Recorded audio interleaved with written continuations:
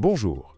Le moteur essence turbocompressé EcoBoost 1.5 150 chevaux a fait son apparition dans la gamme Focus lors du restylage. Les voitures équipées de ce moteur sont très chères et donc rares.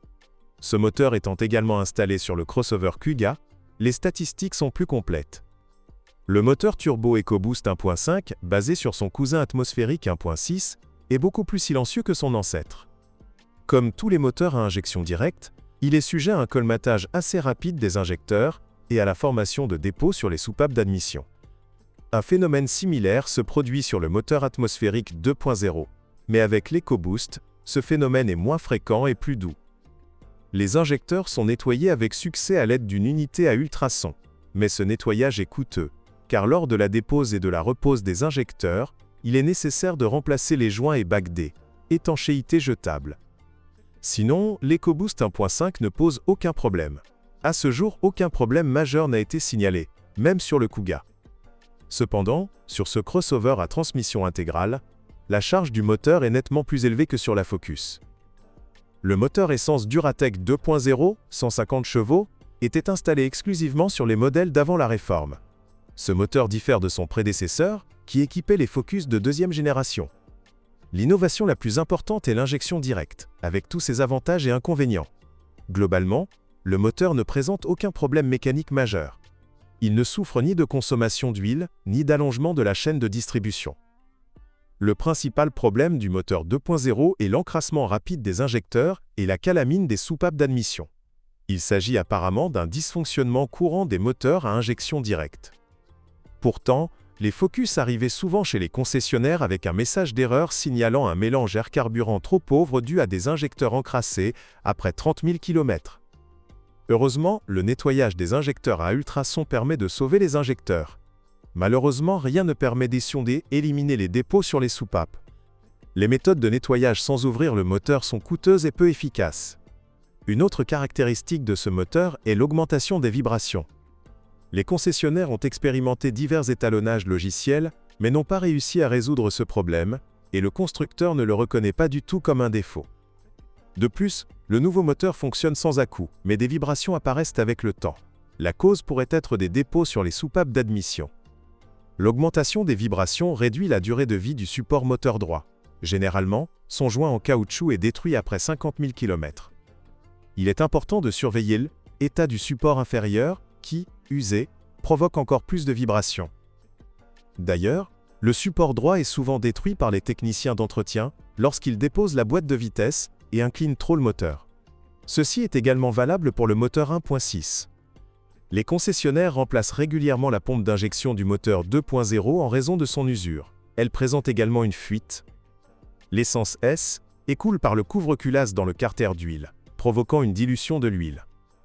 De plus, une fuite de carburant peut entraîner des erreurs dues à un mélange air-carburant incorrect. Parfois, le bruit de la soupape de purge de l'absorbeur est confondu avec le cognement de la pompe d'injection. Elle produit un clic désagréable, bien qu'elle fonctionne correctement. Il suffit de remplacer la soupape par une neuve et le bruit disparaît. Le moteur 2.0, comme le 1 litres, présente souvent des fuites au niveau du couvre-culasse. Cependant, sur un moteur plus puissant, les conséquences peuvent être plus graves. L'huile pénètre dans le T du système de refroidissement et corrode activement ses joints, pouvant aller jusqu'à l'apparition d'une fuite d'antigel. Le moteur essence Duratec 1.6 Tarevicité, très familier de la précédente Focus, jouit d'une excellente réputation. Les moteurs, avec leurs différents niveaux de suralimentation, 85, 105 et 125 chevaux, sont quasiment identiques. Outre les versions logicielles correspondantes, leurs équipements diffèrent. La partie mécanique du moteur dans son ensemble ne pose aucun problème, mais quelques défauts gênants ont été relevés.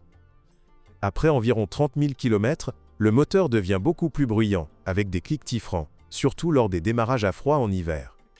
Ce bruit provient du groupe piston, cependant cela n'entraîne pas d'usure excessive des éléments et ne constitue pas un défaut. Brometuloi, lors du remplacement régulier de la courroie de distribution tous les 120 000 km, il est important d'inspecter soigneusement la pompe du système de refroidissement. Il arrive souvent qu'elle commence à fuir à ce moment-là. Si vous omettez ce moment, l'antigel corrodera la courroie de fixation. Sur les voitures d'avant-restylage, la soupape de commande du déphaseur de l'arbre à cam D échappement fuit souvent. Située au-dessus du couvre-culasse, elle projette un jet d'huile directement sur le carter moteur. Il est important de s'en apercevoir à temps. L'huile sous pression S échappe très rapidement par la soupape morte, ce qui peut entraîner un manque d'huile. Sur les Focus pré-réforme, le joint du couvercle de soupape du moteur 1.6 fuit. Cette fuite commence généralement après 100 000 km. Une autre caractéristique du moteur 1.6 réside dans la durée de vie limitée de l'alternateur et du démarreur. Le relais du régulateur de tension de l'alternateur tombe en panne. Le tableau de bord affiche un indicateur de charge insuffisante, bien que le voltmètre connecté aux bornes de la batterie ne l'enregistre pas. La cause réside dans une défaillance interne du relais, relié au cerveau du moteur, via un bus séparé. Les concessionnaires remplacent l'alternateur dans son intégralité, tandis que les entreprises spécialisées le restaurent avec succès. Le relais de rappel du démarreur s'use rapidement. Les concessionnaires non agréés le remplacent à un prix raisonnable. Sur les modèles Duratec 1.6 d'avant la réforme, on constatait des fuites fréquentes au niveau du joint D, étanchéité du vilebrequin arrière.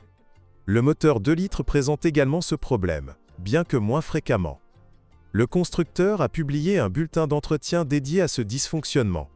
Lors de la pose du joint D, étanchéité, il est nécessaire de retirer le carter d'huile, faute de quoi le nouveau joint commencera rapidement à fuir le long de son bord inférieur. L'usure du joint D, étanchéité d'origine, apparaît environ après le deuxième entretien. Elle se manifeste par des traces à la jonction du moteur et de la boîte de vitesse. Il arrive cependant que le joint D, étanchéité de l'arbre primaire du robot PowerShift, sec, où les deux manchons fuient simultanément. De plus, de ce fait, des brouillards d'huile se forment sur les disques d'embrayage et leurs fourchettes, réduisant considérablement la durée de vie des unités. Depuis avril 2016, les Focus sont équipés de moteurs 1.6 de production nationale, fabriqués dans l'usine d'Yelabuga. À ce jour, aucun problème n'a été constaté sur nos moteurs, les distinguant des moteurs étrangers. Le moteur diesel Duratorq 2.0, 140 chevaux, est une évolution du groupe PSA. Il était disponible uniquement sur les Focus pré-réforme. Durant toute la période de commercialisation de cette version, peu de véhicules ont été vendus. Nous nous concentrerons donc sur les statistiques plus détaillées du comportement de ce moteur sur la Mondeo de génération précédente. Ce moteur est considéré comme plutôt performant face à ses concurrents. Les pannes mécaniques graves sont rares. En cas de réparation forcée, vous pouvez utiliser des pièces détachées françaises, souvent moins chères et plus faciles à trouver. Équipement d'alimentation, pompe à carburant haute pression et injecteur, est sensible à la qualité du carburant, mais résiste avec stabilité, à un kilométrage de 150 000 km. Si vous fréquentez fréquemment des stations-service douteuses, il est possible que les injecteurs nécessitent un nettoyage après 50 000 km. Le premier signe d'encrassement sur une Focus est un démarrage à froid instable. Avant de chauffer, le moteur tourne de manière extrêmement irrégulière et peut même caler plusieurs fois. Le constructeur a publié un bulletin technique à ce sujet qui recommande de nettoyer les injecteurs avec plusieurs bidons d'additifs pour carburant ajouté au réservoir. D'après l'expérience des concessionnaires, l'efficacité de cette méthode est de 50/50. Malheureusement, démonter les injecteurs d'un moteur diesel et les nettoyer sur un support est coûteux et recèle de nombreux pièges. Les Focus arrivent souvent chez les concessionnaires avec un bouchon de filtre à carburant fondu équipé d'un dispositif de chauffage. Une situation similaire est fréquente sur les modèles français équipés de ce moteur. Le kit de réparation comprend un bouchon et un connecteur neuf. Ce dernier est également endommagé. La fusion est détectée visuellement et n'est en aucun cas liée à un kilométrage ou à un âge spécifique de la voiture. Certains clients ont eu besoin du kit de réparation à 2 reprises pendant la période de garantie. Les concessionnaires ont également constaté des cas d'oxydation du connecteur et du capteur de position du mécanisme de sortie variable de la turbine, accompagné de l'apparition d'une erreur correspondante.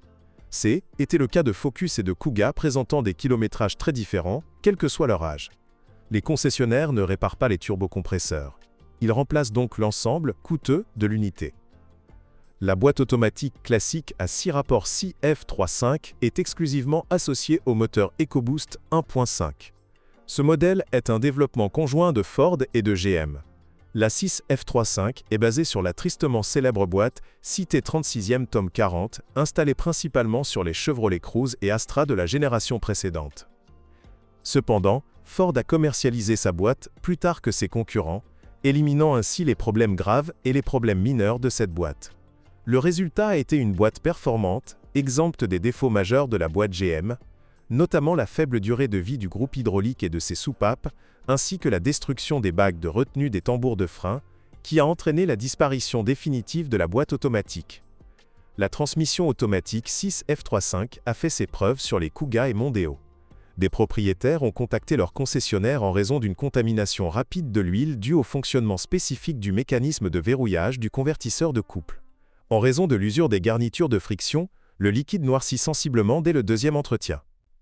Pour prolonger la durée de vie de la boîte de vitesse, il est important de vidanger au moins partiellement l'huile tous les 45 000 km. Aucun problème de ce type ni panne n'ont été constatés sur les Focus à ce jour, mais peu de véhicules équipés de cette boîte ont été vendus. Le robot PowerShift à embrayage sec est associé aux moteurs essence 1.6 et 2.0. Comme pour les voitures d'autres constructeurs, ce type de boîte de vitesse suscite de nombreuses plaintes. La plupart concernent la faible durée de vie de l'embrayage, ainsi que les à-coups lors des changements de vitesse.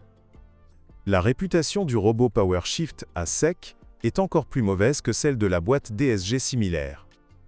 Le constructeur s'efforce d'améliorer la fiabilité et la durée de vie de l'embrayage, mais les choses avancent lentement.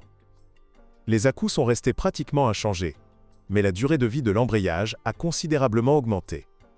Si sur les Focus d'avant la réforme, surtout avant 2013, le remplacement de l'embrayage était courant presque tous les 30 000 km, après le restylage, le nombre de demandes de ce type pendant la période de garantie a considérablement diminué. Le robot Ford Sec use rapidement les fourchettes d'embrayage et le joint d'arbre primaire. De plus, la fuite du manchon accélère la destruction des fourchettes. Plus de saleté s'infiltre sous leur soufflet anti-poussière, et celle-ci se bloque, détruisant les disques d'embrayage encore plus rapidement. Un kit LUK, comprenant un embrayage, des fourchettes et un joint, est apparu sur le marché. La partie mécanique de la boîte de vitesse est, comme prévu, peu capricieuse. Les roulements, les engrenages et les synchroniseurs nécessitent rarement être remplacés. L'unité de commande externe du robot est tombée en panne. Elle survient sur les véhicules fabriqués avant 2013 en raison d'un défaut de soudure du microcircuit. Le constructeur a lancé un module amélioré et mené une campagne de maintenance pour remplacer les anciens composants. Cependant, cela n'a pas affecté tous les véhicules concernés, car les symptômes spécifiques de ce dysfonctionnement décrits dans le bulletin n'en ont pas épuisé tous les possibles. Le robot PowerShift à embrayage humide N était associé à un moteur diesel. Sur les voitures de tout constructeur, ce type de boîte de vitesse pose beaucoup moins de problèmes qu'une boîte sèche. La durée de vie de l'embrayage dépasse régulièrement les 100 000 km, et la partie mécanique souffre surtout auprès des amateurs de course au feu tricolore. La réputation du robot humide de Ford n'est pas pire que celle de la boîte DSG de Volkswagen. Les techniciens de maintenance recommandent de respecter l'intervalle de vidange recommandé par le constructeur, 45 000 km ou 3 ans.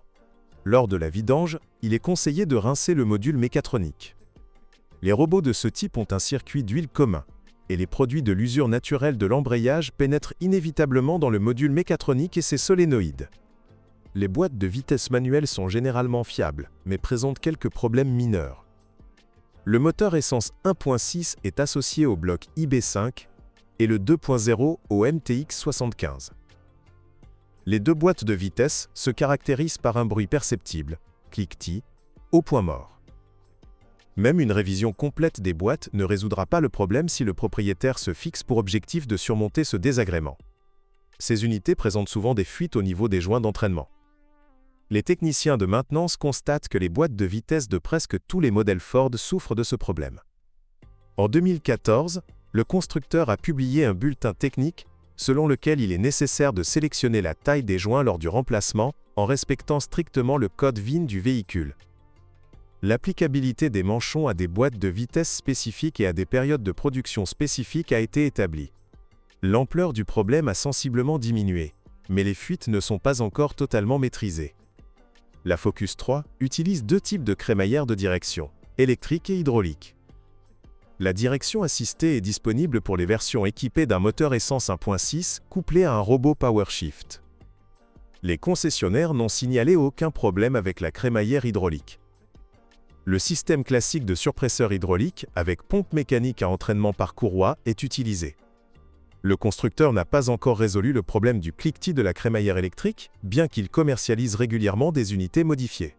D'autres marques, comme Mazda et Subaru, connaissent des expériences similaires. Le cliquetis des crémaillères électriques n'est pas un dysfonctionnement et n'indique pas une usure. Il s'agit d'un défaut de conception qui ne peut être corrigé par des mises à niveau. Des services spécialisés effectuent les réparations, mais la réduction du bruit qui en résulte n'est que temporaire. De plus, la crémaillère électrique est dotée de soufflets de biellette de direction rigide et courbée. Lorsque l'on tourne le volant, il touche les articulations, produisant un clic caractéristique, et s'use rapidement. Ce phénomène ne concerne que les voitures pré-rénovées. Au niveau de la suspension arrière, après environ 100 000 km, tous les silent blocks cèdent et les supports de bras se grippent. Tout est identique à celui de la Focus 2. Seuls les silent blocks d'origine des bras longitudinaux arrière sont disponibles séparément. Les autres consommables caoutchouc-métal de la Focus 3 ne sont pas fournis en pièces détachées, et les bras doivent être remplacés ensemble, car les silent blocks de remplacement des silent blocks d'origine se détachent rapidement après le serrage. Au bout de 100 000 km, les joints D, étanchéité de toutes les Focus, se fissurent. Si vous manquez ce moment, le joint D, étanchéité interne, sera le premier à céder, annonçant l'usure par l'apparition de vibrations. Heureusement, il est démontable et disponible en pièces détachées. À 100 000 km, les silent blocs arrière des leviers avant sont détruits. Pour le plus grand plaisir des propriétaires, ils sont disponibles séparément en pièces détachées d'origine. Le craquement du volant est dû à la pénétration de saleté et d'humidité dans les paliers des jambes de force des amortisseurs avant. Des éléments modernisés, dotés d'une protection renforcée, sont installés sur la chaîne de montage depuis début 2014. Les amortisseurs avant et arrière sont rarement remplacés et durent généralement au moins 100 000 km. Les neutraliseurs sont extrêmement sensibles à la qualité du carburant. Ceci s'applique à toutes les versions de la Focus avant la réforme. Un carburant de qualité inférieure provoque l'apparition d'un message d'erreur signalant la faible efficacité du neutraliseur. Lors d'une inspection visuelle, les dommages aux cellules ne sont pas détectés. Leur fusion se produit généralement dans des cavités cachées. Les sondes à oxygène sont également exigeantes en matière de qualité de l'essence. Les contrefaçons manifestes provoquent une formation de dépôts blancs sur la partie de mesure, ainsi que sur les bougies d'allumage et les nids d'abeilles du neutraliseur. Ce dysfonctionnement est fréquent sur les Focus d'avant-restylage. Il est rare sur les modèles modernisés. Cependant, même sur les véhicules neufs, les sondes à oxygène peuvent nécessiter un remplacement. En raison d'une essence de mauvaise qualité, une erreur peut apparaître à tout kilométrage, signalant une réaction lente du lambda. Elles ne présentent pas de dépôt blanc notable, mais leur durée de vie est limitée. De plus, sur les Focus pré-réforme équipés du moteur 1.6, le câblage de la sonde lambda arrière touche le bouclier thermique du neutraliseur et brûle. Suite à un court-circuit des fils du faisceau, l'un des fusibles, également responsable du circuit d'alimentation du ventilateur de refroidissement du radiateur, grille. Les Focus d'avant-restylage présentent parfois une fuite insidieuse au niveau du moteur de lave-glace. Les concessionnaires ont constaté ce problème sur de nombreuses voitures. Le liquide pénètre dans le boîtier électrique de la carrosserie, situé dans l'habitacle, via les faisceaux de câbles. Dans le meilleur des cas, la corrosion se produit sur les connecteurs côté module et câblage. Dans le pire des cas, le liquide pénètre à l'intérieur du boîtier et le met hors service. Conséquence: le système électrique de la voiture commence à fonctionner de manière autonome. En 2013, le constructeur a lancé des moteurs de lave-glace améliorés, dotés d'un joint supplémentaire côté connecteur et un bulletin technique dédié au remplacement des éléments endommagés. Les faisceaux de câbles et les connecteurs de réparation sont également disponibles séparément. Si vous connaissez d'autres pannes ou dysfonctionnements, n'hésitez pas à nous en faire part dans les commentaires. Votre avis pourra aider d'autres personnes à choisir une voiture d'occasion.